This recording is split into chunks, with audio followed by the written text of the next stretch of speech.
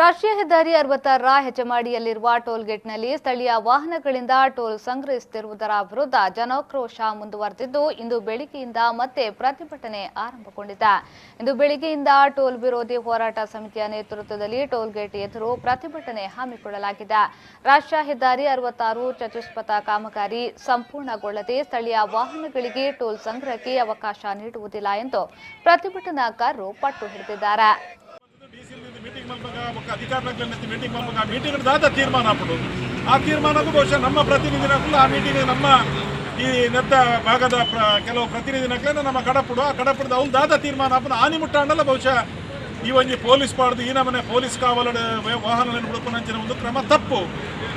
ಇನಿ ಎಷ್ಟೋ ಜನ ಸ್ಥಳೀಯರನ್ನ ಕೈ ಹಿಡಿದು ಬೊಕ್ಕ ಇರುವ ನಮ್ಮ ಉಡುಪಿ ಬೊಕ್ಕ ಮಂಗಳೂರು ಹೋಗುವಂಚಿನ ವಾಹನದ ಕೂಡ ಮಕ್ಕಳಿಗೆ ಫ್ರೀಯಾದ ಕೊರಡು ಏಮಣ್ಣ ನಿರಂತರವಾದ ಕಾಂಡೆ ಬೇಲೆ ಗೋಪನ ಹಾಕಲು ಬೈಯಕ್ಕೆ ಬೇಲೆ ಬಿಡ್ತು ಬರ್ಬೇನೆ ಹಾಕಲು ಹಾಕ್ಲಿಕ್ಕೆ ರಂಡ್ರಡ್ಡು ಪೊರ್ತು ಟೋಲ್ ಕೊರನ ಹಾಕಲು ಬೆಂಚಿನ ಸಂಬಳ ಟೋಲ್ ಕೊರಿಯನ್ನೇ ಯಾವತ್ತು ಅಂಚಾದ ಪುನಃ ಈ ಹೋರಾಟ ನಿಜವಾದ ನ್ಯಾಯಯುತವಾದ ಹೋರಾಟ.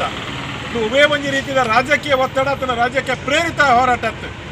ಮಾತಾ ಜನಕ್ಕುಲ್ಲ ಇನಿ ಸಾರ್ವಜನಿಕರು ಒಟ್ಟುಗಾದು ಇನಿ ಪೊಲೀಸ್ ಇಲಾಖೆದಾಗಲೆಲ್ಲ ಗೊತ್ತುಂಡು ಕಾನೂನು ಬಾಹಿರಂಚ ಮಲ್ಪುನ ಅಂಡ್ ಅಕ್ಲ ಅಮಾಯಕರಾಗ್ತಾರೆ ಅಕ್ಲಕ್ಕೆ ದಾಲ ಡಿಸಿನ ಹಿಡಿದು ಮಿತ್ತ ಅಧಿಕಾರನಕ್ಲ ಆರ್ಡರ್ ಬಂದಾಗ ಅಕ್ಲ ದಾಲ ಮನ್ಕರ ಸಾಧ್ಯ. ಟೋಲ್ಗೇಟ್ ತೊಲಗಲಿ ನ್ಯಾಯ ಬೇಕು ಎಂದು ಪ್ರತಿಭಟನಾಕಾರರು ಘೋಷಣೆಗಳನ್ನು ಕೂಗಿದ್ರು. ಪ್ರತಿಭಟನೆಯ ಹಿನ್ನೆಲೆಯಲ್ಲಿ ಟೋಲ್ಗೇಟ್ಗೆ ಬಿಗಿ ಪೊಲೀಸ್ ಬಂದೋಬಸ್ತ್ ಒದಗಿಸಲಾಗಿತ್ತು.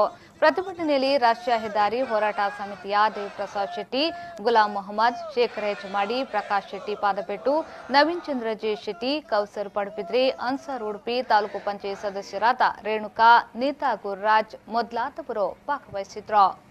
ನಮ್ಮ ಕಾರ್ಯಕರ್ತರನ್ನು ಬಂಧನ ಮಾಡಿ ಆನಂತರ ಬಿಡುಗಡೆ ಮಾಡಿದ್ದಾರೆ. ನಾವು ಸಾಯಂಕಾಲ ಸಭೆ ಆದಾಗ ಟೋಲ್ಗೇಟ್ನ ಬಗ್ಗೆ ಎಲ್ಲ ಪಕ್ಷದವರು ಸೇರಿ ಪಕ್ಷಭೇದ ರಹಿತವಾಗಿ ಎಲ್ಲ ಜನಸಾಮಾನ್ಯರು ಈ ಒಂದು ಟೋಲ್ಗೇಟಿಂದ ಯಾರಿಗೆಲ್ಲ ತೊಂದರೆ ಆಗ್ತದೆ ಅಂತ ಜನರೆಲ್ಲ ಸೇರಿ ನಿನ್ನೆ ಸಾಯಂಕಾಲ ಸಭೆ ಆಗಿದೆ.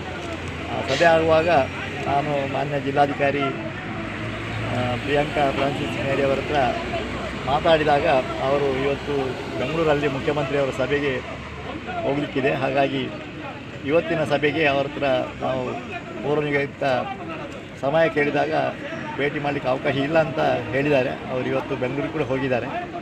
ಆನಂತರ ಅಪರ ಜಿಲ್ಲಾಧಿಕಾರಿ ಅವರ ಹತ್ರ ವಿದ್ಯಾಕುಮಾರಿ ಅವರ ಹತ್ರ ಮಾತಾಡಿದಾಗ ಅವರು ಇವತ್ತು ಸ್ಥಳಕ್ಕೆ ಭೇಟಿ ಮಾಡಿ ಇಲ್ಲಿ ಬಂದು ಜನರ ಬೇಡಿಕೆಯನ್ನು ಕೂಡ ವಿಚಾರಿಸುತ್ತಿದ್ದಾರೆ.